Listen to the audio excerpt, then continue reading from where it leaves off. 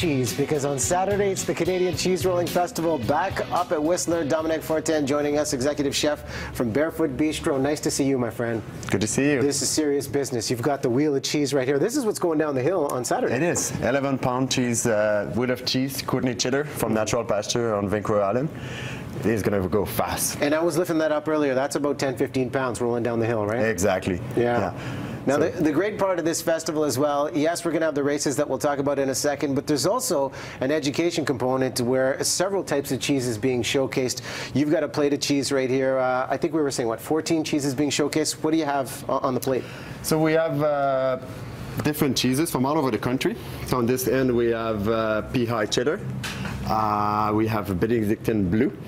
We have the Courtenay cheddar right here, so this is this wheel. I'm going to hold this plate up just a bit so Brian can get in close. Okay, keep going. Keep going. The one here is the spicy cheddar, spicy Havarti. Here we have the brie from Comox Valley, and a smoked Barrancas, so really special cheese, smoked cheese from natural pastures, really beautiful. So this is a good example of a really well-balanced cheese plate that people can do at home. Okay, now what's a good starting point if we're just getting into cheese sampling, you want to host a party? What are like maybe 3 good cheeses to start with? A good mild cheddar, a good versatile cheddar. So this cheddar is good for that. A brie, always a brie, and something hard, a bit harder maybe. Like an aged Parmesan would be great. And you're all about putting the recipes together, which are going to be available online, CanadianCheeseRolling.ca, with the shortbread. Tell us about the recipes that you've come up with. So I created 4 recipes that are really easy to do for everybody at home. So I created a shortbread with the cheddar and hazelnut from Agassiz, really decadent, like buttery shortbread.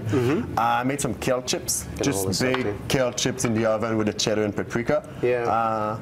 And a cheese dip with artichoke and sun-dried tomatoes. Very nice. Very nice. And if you go to this festival, yes, it happens in our neck of the woods. A lot of people still discovering the gem when I talk about it. I want to show you some of the visuals because it takes a lot of courage to go up this hill and race down. They have men's heats, women's heats. The kids are running up the hills, and various seminars throughout the day, right? Exactly.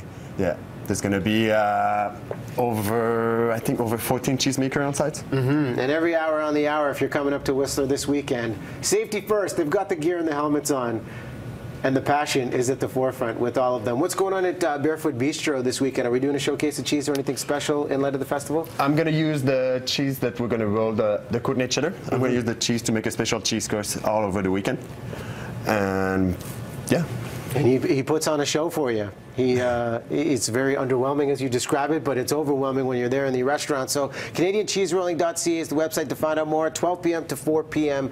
That's when it's all going down. And there you see Upper Village, Blackcomb Mountain. Good to see you, sir. You're going to be on site scouting it all, and your chance to learn all about cheese.